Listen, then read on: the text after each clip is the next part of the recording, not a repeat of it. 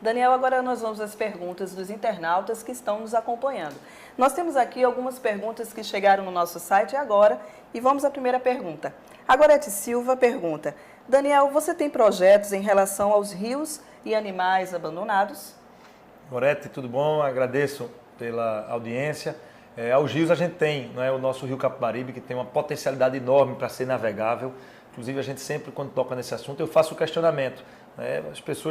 As outras candidaturas que estão aí, são de grupos que governam a cidade e o estado há décadas, há muito tempo. E, infelizmente, não fizeram a gente navegar no rio. É barato navegar o rio Capibaribe, nós podemos fazê-lo.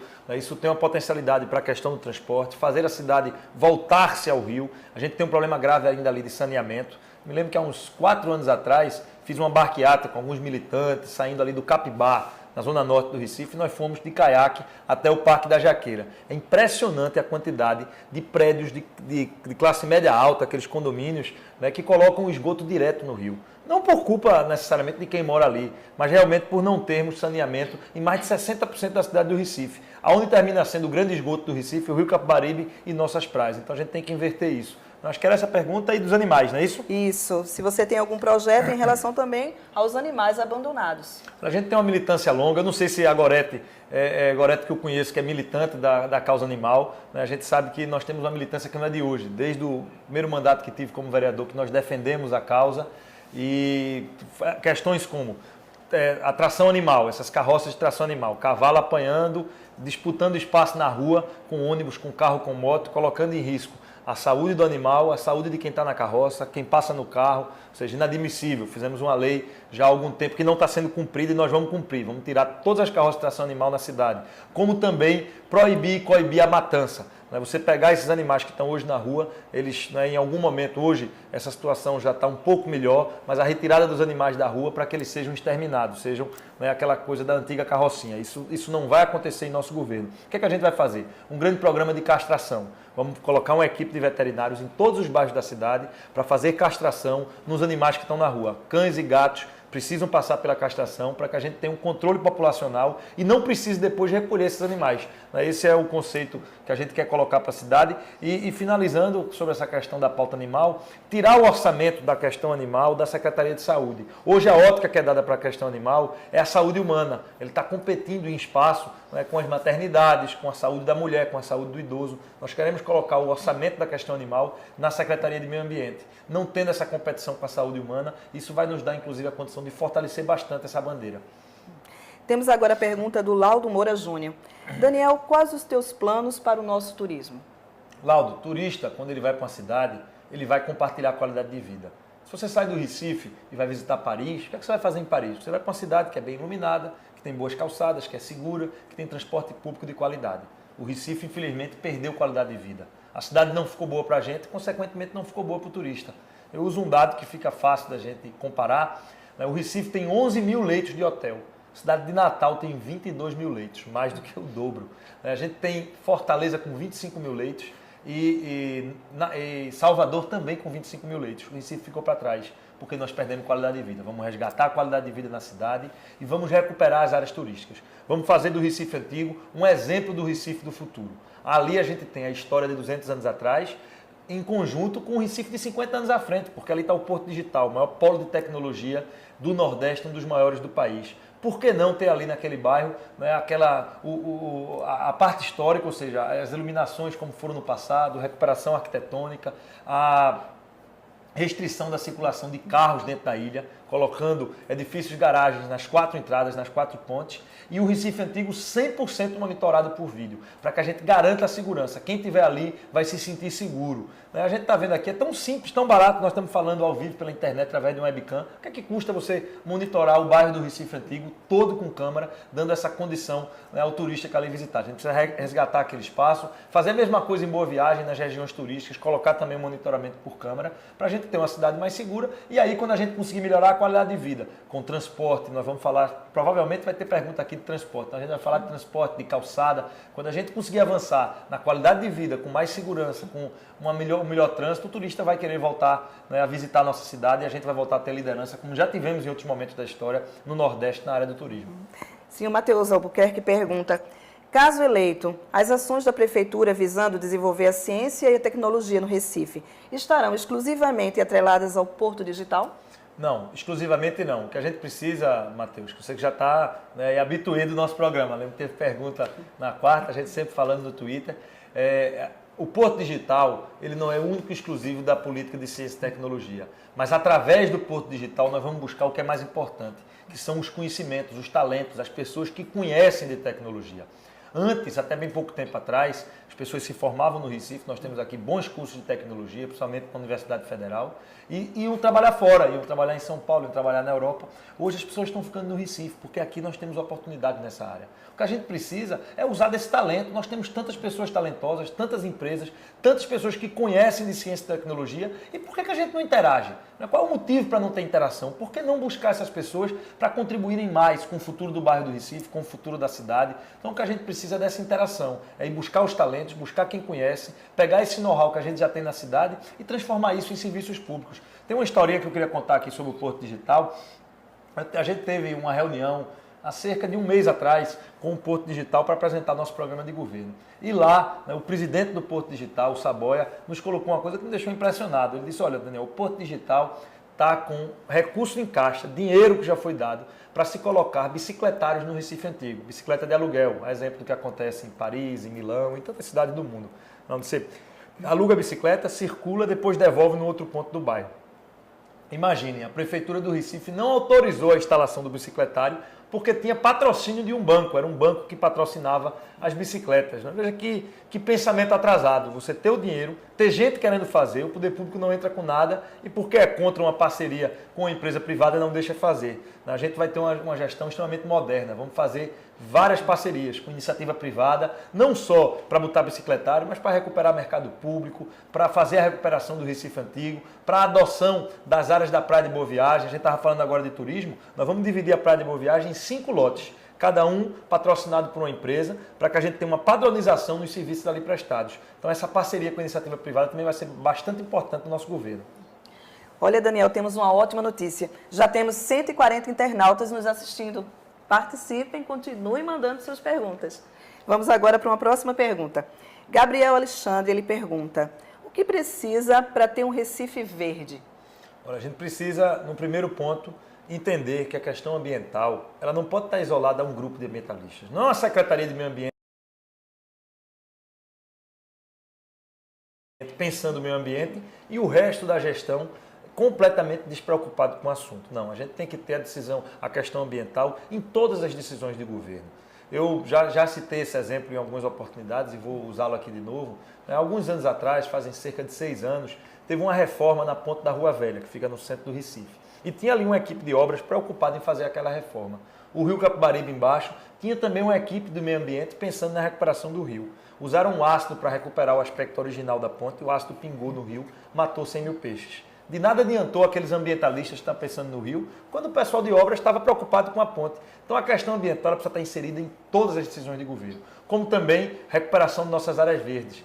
A Mata do Engenho Shoa, 192 hectares de Mata Atlântica no coração do Recife. Começa no aeroporto dos Guararapes, sobe pelos bairros de Tigipió, Jardim São Paulo, chegando até o Ibura. 11 bairros da cidade. Essa área está abandonada. Pode ser um grande parque, um parque com dimensões, inclusive de fazer a recuperação desses bairros do entorno. Então as ações para a gente melhorar o meio ambiente são muitas. Mas se a gente puder centralizar, o mais importante para ter uma cidade verde é exatamente entender que todas as decisões de governo elas têm que contemplar a questão ambiental. É assim que a gente consegue resultado. Não adianta ter aquele grupinho isolado, não. Então o cara da saúde vai ter que falar de meio ambiente, vai ter que entender a questão ambiental. Quem estiver fazendo obra vai ter que entender que a obra tem que ser sustentável. Quem estiver planejando a cidade vai ter que compreender a importância da arborização, das calçadas. Então esse é um conceito global de cidade que nós vamos implementar a partir do ano que vem. Temos agora a pergunta de Carlos Rafael. Ele pergunta qual a sua meta para conter a violência no Recife, pois hoje em dia a segurança pública não anda muito boa. Não anda boa mesmo não, Carlos. A gente tem um problema grave e segurança pública tem 2 aspectos. Um, que é a mão repressora. Essa é a responsabilidade do governo do Estado, é responsável pelas polícias, civil e militar. Tem que coibir. O município ele tem outra responsabilidade que é mais importante do que a do policiamento no que se refere à segurança, que é a mão amiga, a mão social. Essa é do município. Na preparação para essa eleição, eu fui conhecer algumas experiências. fui na cidade de Medellín, na Colômbia. Uma cidade mais ou menos do tamanho do Recife, cerca de 1,5 milhão de habitantes, mais pobre do que a cidade do Recife, e que tinha, não é muito tempo não, há 6 anos atrás, a cidade de Medellín tinha 150 assassinatos a cada 100 mil habitantes. Hoje está com 22 assassinatos a cada 100 mil habitantes. Só para a gente comparar com a nossa realidade, o Recife tem 49 assassinatos a cada 100 mil habitantes. Sabe como é que eles conseguiram lá baixar de 150 para 22? A ação social nas áreas de vulnerabilidade. Os bairros onde tinha muita criminalidade, foi ali que eles atacaram. Construindo biblioteca, fazendo aula de teatro, de cultura, de lazer, trazendo esporte, futebol, basquete, natação, com equipamentos de lazer de qualidade. Não é uma coisa michuruca, não. Está num bairro pobre e bota uma coisa safada. Não, pelo contrário. Fizeram de qualidade para trazer cidadania, trazer dignidade. E foi muito mais barato esse investimento no campo social do que a gente gastar dinheiro com cadeia para prender as pessoas, com policiamento, ou seja, a ação social é a saída para a violência. Tem resultado em Medellín, tem resultado em várias cidades do mundo. Até no Canadá, que é um país rico, com pouco problema de violência, eu vi um estudo, uma palestra de um ex-prefeito de uma cidade canadense que ele mostra que aonde aumentaram as áreas verdes, aonde aumentaram as áreas de lazer, diminuiu a violência. Então essa é a ação da prefeitura, é fazer esporte, cultura e lazer nas áreas de criminalidade para a gente baixar a violência que existe hoje no Recife. Temos uma pergunta de Tiago Luna. Ele pergunta sobre infraestrutura. Qual o projeto para tornar a nossa cidade acessível a todos? A questão da acessibilidade, ela começa em primeiro ponto pelas calçadas. Esse é a primeira questão no que se refere ao acesso das pessoas, à mobilidade como um todo. Essa pergunta termina caindo, eu acho que, pelo que entendi, para a questão da mobilidade. Precisamos de calçada. O Recife está sendo construído com conceitos de 40 anos atrás. Vejam o alargamento do viaduto Capitão Temudo. Foi concluído esse ano, uma obra recente, sem calçada. Quer dizer, não adianta fazer discurso fácil. Chega em eleição, vou priorizar a calçada. Mas foi feito? Quem está aí governando nesses últimos anos fez? Infelizmente, não. Nós precisamos contemplar as calçadas com a questão da acessibilidade para o deficiente físico, extremamente importante. Cobrar a legislação que já existe para que os ônibus da cidade tenham o elevador rebaixado para cadeirante. Já tem lei, não está sendo cobrado. Nós precisamos trabalhar a questão da acessibilidade. Os semáforos, os sinais, precisam do alerta sonoro também para o deficiente visual. Então a gente precisa preparar a cidade, é uma questão realmente de fiscalização e começa realmente com as calçadas. É o início, inclusive, do nosso programa de mobilidade, transporte e trânsito, vai falar de calçada. Porque antes de você pegar um ônibus, antes de você ir para qualquer canto, você tem que sair da sua casa caminhando até a parada. Então nós temos que fazer calçada, temos que fazer com que a prefeitura, inclusive, volte a assumir a calçada como responsabilidade dela. Hoje tem uma lei que delega a responsabilidade da calçada ao proprietário do imóvel. Nós não podemos delegar completamente a responsabilidade por esse espaço público para o ente privado. Nós precisamos assumir essa responsabilidade para que a gente tenha uma cidade onde a gente pode caminhar e andar. Temos uma pergunta agora do Eládio Amorim. Ele faz a seguinte pergunta: quais são as suas propostas para o trânsito? A CTTU continua desse jeito ou será reformulada? Ninguém aguenta mais. A gente falou um pouquinho agora da calçada, que, como disse, é a primeira questão da mobilidade, mas tem uma segunda. Nós temos que enfrentar o que é essencial no que se refere a trânsito. Hoje, 500 mil carros circulam na cidade do Recife diariamente. Até o ano de 2020, vamos chegar a 1 milhão de veículos circulando no Recife diariamente. Impossível resolver, cada um querendo sair de casa com o seu carro. Aí você vai me perguntar, mas Daniel, você está me dizendo para eu deixar o carro em casa e sair de ônibus, né, para pegar 40 minutos na parada e depois ficar dentro do ônibus espremido, o ônibus lotado, sem nenhum tipo de conforto? É verdade, hoje é difícil a gente pedir essa mudança cultural. Mas como é que a gente vai conseguir isso? Corredor exclusivo em todas as avenidas principais da cidade do Recife. Todas elas. Passagem paga antecipadamente, para que a entrada e saída do veículo seja feita com mais velocidade. Todos os carros com ar-condicionado. Todos eles. Não tem motivo para a gente, numa cidade tão quente como é o Recife, ainda ter o veículo, né, cheio, lotado e sem estar climatizado. Então nós vamos dar qualidade a esses carros. A partir daí, a gente vai começar a inverter uma lógica. Junto com a rede integrada de ciclovia, ou seja, ciclovias, não um trechinho isolado. Agora aqui na zona norte da cidade foi feito, né, um binário ali com a ciclofaixa na estrada de encanamento, mas se você fazer uma ciclofaixa em uma rua só, quer dizer que o ciclista vai, pedala 500 metros, depois volta e se espremer no meio dos ônibus e dos carros. A gente tem que integrar a cidade, tem que ligar os bairros, ligar a Casa Amarela ao centro, ligar a Imbiribeira a Afogados, Afogados ao centro, a Boa Viagem, ao Totó, a Caxangá, ou seja, nós temos que interligar a cidade com a rede de ciclovias para colocá-la não como uma ciclovia de lazer, mas a ciclovia no formato de transporte. Então isso é extremamente importante. E no fim de tudo, planejamento de longo prazo. O Recife tem um plano diretor que foi aprovado no ano de 2008. Imagine, o plano diretor da cidade, ele planeja os próximos 10 anos de como deve crescer o Recife. Então ele diz que você pode construir em Campo Grande, não pode construir em Casa Forte, ou você pode construir até tal tamanho em Boa Viagem e você tem um estímulo maior para construir na Imbiribeira. Então ele vai fazendo esse planejamento de como a cidade cresce. O plano diretor está sem o capítulo de mobilidade e trânsito. Como é que eu digo que um bairro vai crescer e não me preocupo como as pessoas ali vão se mover? Esse é o problema central da mobilidade do trânsito, não tem planejamento. Não adianta fazer uma intervenção, né, como essa que a gente falou agora, do binário aqui da Estrada do Encanamento na zona norte do Recife. Não adianta. Você não pode pensar uma rua isolada, você tem que pensar a cidade como um todo. E a partir daí fazer um planejamento de médio e longo prazo. Só assim a gente consegue enfrentar a questão do trânsito. O Daniel, o Dieguito Carlos, ele manda um recado para você. Ele diz que você é o motivo dele mudar o título de paulista para Recife. Obrigado, Dieguito. É um prazer aí estar com você. É outro também que já acompanha no Twitter, a gente está sempre falando. Então um abraço e obrigado pelo apoio. E já temos agora 160 pessoas nos assistindo. Muito boa audiência, muito obrigada a todos. Vamos agora a mais uma pergunta. O Maurício Bandeira, ele pergunta: você já tem uma opinião formada sobre os viadutos transversais que o governador quer fazer na Agamenon Magalhães? Olha, se tem dinheiro disponível para fazer uma intervenção de peso na Agamenon Magalhães, ela tem que ser feita com os conceitos mais modernos de mobilidade. Não adianta a gente insistir em fazer viaduto para dar solução ao carro. Por que não usar esse dinheiro, e eu acho que esse é o formato ideal, para fazer ali um elevado em cima do canal para o transporte coletivo?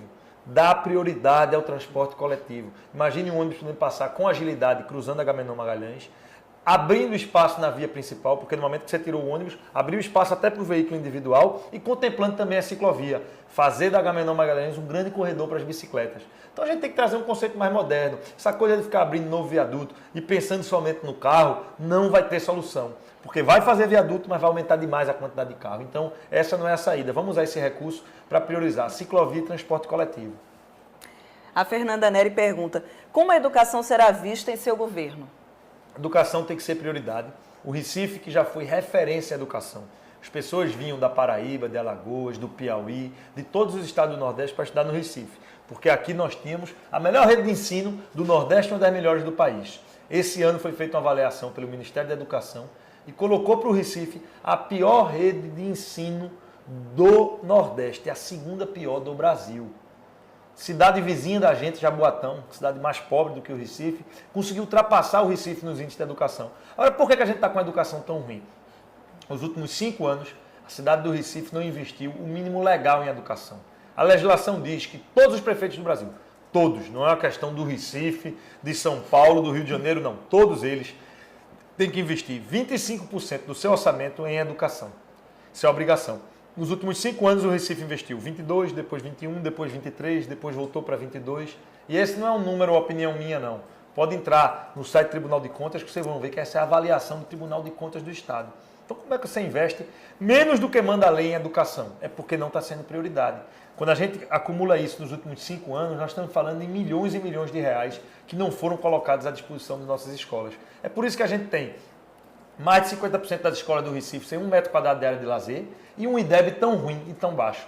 Vamos aumentar o investimento em educação, fazendo com que ele já no primeiro ano ultrapasse os 25% e para chegar à meta de após 4 anos, 30% do nosso orçamento ser investido em educação, mostrando que a educação vai ser prioridade real. Para a gente ver o que é prioridade para alguém, veja como está sendo o investimento, o dinheiro está sendo colocado, porque só fazer discurso é fácil. A gente tem que ver realmente se o investimento está sendo feito. E agora eu tenho que dizer que estamos chegando ao fim do nosso programa e que, infelizmente, não conseguimos responder a todas as perguntas hoje, mas estaremos aqui segunda-feira, quarta e sexta, sempre a partir das 10 horas. Vamos agora à nossa última pergunta, Daniel. Sandra Helena pergunta: boa noite, Daniel. Visto que cada dia nós estamos tendo mais problemas com o trânsito de nossa cidade, você tem algum projeto para amenizar todo esse caos? Olha, Sandra, a gente falou um pouco já aqui, mas vou tentar esclarecer um pouco mais. Nós precisamos priorizar transporte público, rede integrada de ciclovias, calçadas e fazer planejamento de longo prazo. Foi isso que a gente tem falado, essa é a proposta que nós temos que colocar e temos que, inclusive, enfrentar uma mudança de paradigma e de conceito. A gente falou isso na semana passada, nós falamos aqui nesse mesmo programa ao vivo sobre essa questão de corredores exclusivos para todas, né, as avenidas principais. E aí teve um internauta que me perguntou, Daniel, na Avenida Recife não cabe fazer corredor exclusivo para ônibus. Bem, pode não caber com um conceito atrasado e equivocado de cidade que está sendo implementado hoje no Recife. Mas no conceito que prioriza o transporte público, cabe sim. Olha, na preparação para essa eleição eu fui ver Curitiba. Lá é um sucesso o sistema de transporte em Curitiba. Claro que eles têm problema de trânsito, mas estão muito melhores do que nós. Fui ver Bogotá, na Colômbia, cidade maior do que o Recife, com um trânsito pior do que o Recife. Priorizaram os corredores exclusivos para transporte público. Lá está tão evidente que é melhor andar de transporte público que as pessoas efetivamente estão deixando o carro em casa e estão usando o ônibus. Eu pude presenciar na cidade de Bogotá, né, eu fiquei parado dentro de um táxi, trânsito completamente caótico e os ônibus passando ao lado no corredor exclusivo. Teve uma hora que eu terminei descendo do táxi e pegando o ônibus. Por quê? Porque é mais rápido andar no ônibus. Então, essa mudança conceitual é o que vai resolver o problema do trânsito da mobilidade. Então, nós vamos ter que enfrentar isso, nós vamos ter a coragem realmente para abrir o espaço para o transporte coletivo, para as bicicletas e para o pedestre. Então, gostaria de agradecer a todos. Obrigada a você que esteve conectado conosco. Nós estaremos ao vivo aqui todas as segundas, quartas e sextas-feiras, no site danielcoelho.com.br, para discutir os problemas da nossa cidade e mostrar as soluções e as propostas de Daniel Coelho para o futuro do Recife. Daniel, muito obrigado e boa noite. Eu que agradeço a audiência de todos vocês e mais uma vez quero fazer um apelo. A gente já está dando um show da onda verde dentro da internet. Na internet, realmente, a nossa proposta ela está sendo aceita por muita gente, mas a gente tem um desafio. Eu queria pedir isso a você que está nos acompanhando, que está acreditando na nossa proposta. Nós temos o desafio de convencer pelo menos mais uma ou duas pessoas que não usam a internet. Então, se você tem aquela avó, aquele avô, o tio, a tia, o pai, a mãe que não usa a internet e não está tendo acesso a essa nossa conversa, seja um multiplicador. Ajude a gente passar para elas o que a gente está propondo para a cidade do Recife, a nossa proposta de mudança e de renovação para uma nova política. Então a gente pede realmente a vocês que sejam multiplicadores dessa nossa campanha e dessas nossas propostas. Até mais, até o próximo programa.